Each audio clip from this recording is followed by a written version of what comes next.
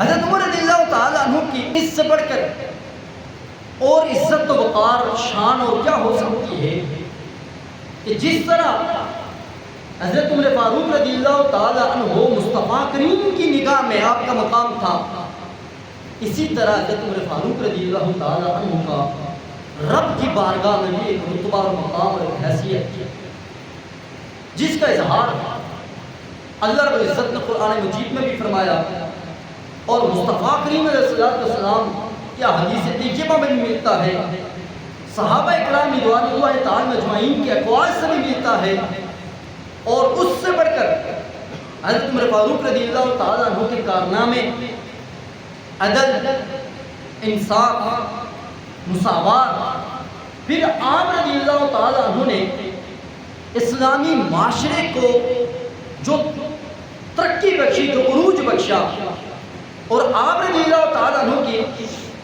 10.5 سالہ دور حکومت میں جو اسلام نے ترقی کی، دین کی ترویج و اشاعت کے لیے آپ کے جو کارنامے ہیں وہ اس قدر بے مثال ہیں، آج تک ہم حضرت عمر فاروق رضی اللہ تعالیٰ عنہ کے ان عظیم کارناموں سے ہم خیرات وصول کر رہے ہیں۔ حدیث کا شعبہ ہو، قرآن کا شعبہ ہو، افتاء کا شعبہ ہو، قضاء کا شعبہ ہو، پولیس کا محکمہ ہو، فوج کا محکمہ ہو، پھر ایک ریاست کو تقسیم کرنے کا معاملہ ہو، پھر اپنے رعایا کے حقوق، مسلم اور غیر مسلم کے حقوق کے متعلق ہو، حضرت عمر فاروق رضی اللہ تعالیٰ عنہ ہر معاملے میں جو دنیا میں مصطفیٰ کریم علیہ السلام نے پیش کیا۔ حضرت انس بن مالک رضی اللہ تعالیٰ عنہ روایت کرتے ہیں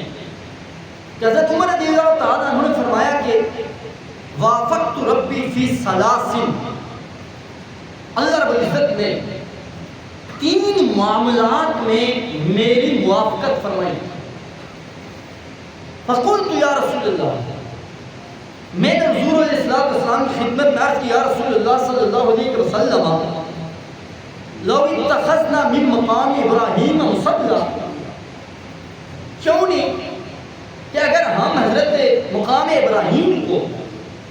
اپنے لیے نماز کا مقام بنا لیں، مصلی بنا لیں۔ حضرت عمر فاروق کہتے ہیں میں نے یہ خواہش ظاہر کی، اللہ رب العزت نے میری خواہش پر قرآن کو نازل کیا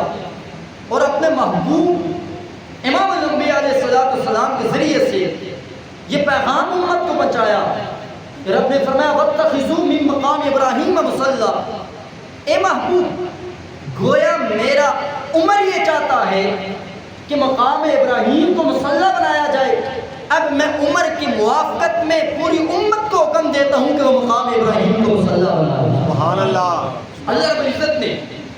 حضرت عمر فاروق رضی اللہ تعالی عنہ کی موافقت میں یہ آیت مبارکہ نازل فرما کر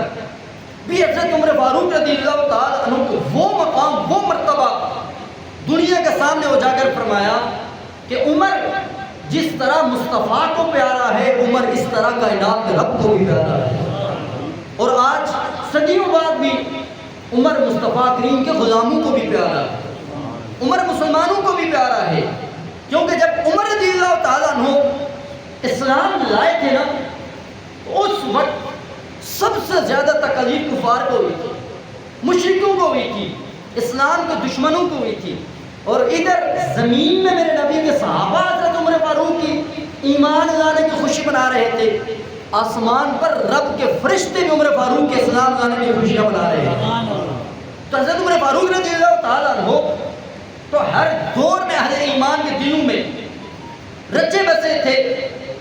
اہل ایمان کی محبتوں کا محور و مرکز رہے تھے، اور آج بھی اللہ رب العزت نے اہل ایمان کے حصے میں عمر کی محبت کو معزز فرمایا ہوا ہے۔ حضرت عمر فاروق رضی اللہ تعالیٰ عنہ کا یہ مقام کہ آپ کی موافقت میں اللہ رب العزت قرآن کی آیات نازل فرماتا ہے، اور جو دوسری آیت مبارکہ میں نے آپ احباب کے سامنے تلاوت کی، اس آیت کے اندر تو اللہ رب العزت نے حضرت عمر فاروق رضی اللہ تعالیٰ عنہ کے اسلام لانے کی وجہ سے اپنے محبوب کے قلب اطہر پر یہ آیت نازل کر کے تسلی کی ہے۔ گویا فرمایا محبوب اب آپ کو پریشانی کی کفار کے ظلم و ستم کی فکر نہیں کرنی ہے. اب عمر آپ کی غلامی میں آ چکا ہے اور حضرت عمر رضی اللہ تعالیٰ نے جب اسلام لائے تھے 34 مرد اور 6 عورتوں نے اسلام قبول کیا تھا. گویا 40 مرد و زن مسلمان ہوئے تھے. 41ویں حضرت عمر اسلام لائے. اللہ رب العزت نے اپنے محبوب کو فرمایا, خطاب کر کے فرمایا کہ یا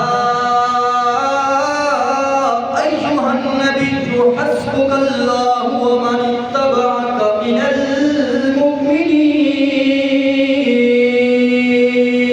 سبحان اللہ. اب اس آیت کی تفسیر کے اندر امام طبرانی نے المعجم الکبیر کے اندر اس کا شان نزول ذکر فرمایا ہے. امام جلال الدین سیوطی نے تفسیر در منصور میں, امام طبری نے تفسیر طبری کے اندر, تفسیر حاصل کے اندر, تفسیر سوری کے اندر, تفسیر نشاپوری کے اندر, حضرت ابراہیم حقی نے تفسیر حقی کے اندر, امام علوسی نے رحمانی کے اندر ذکر فرمایا ہے. حضرت ابن عباس رضی اللہ تعالیٰ عنہ آپ روایت کرتے ہیں لما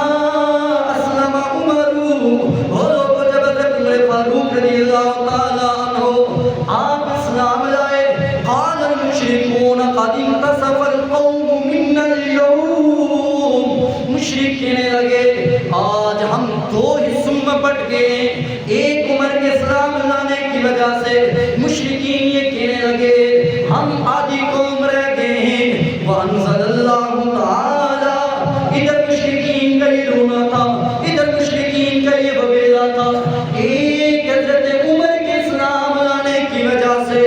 اتنا آپ کا مقام تھا, اتنی آپ کی پاور تھی, اتنا آپ کا رتبہ تھا. ایک حضرت عمر اسلام میں داخل ہوئے, کفار کہنے لگے ہم آدھے رہ گئے.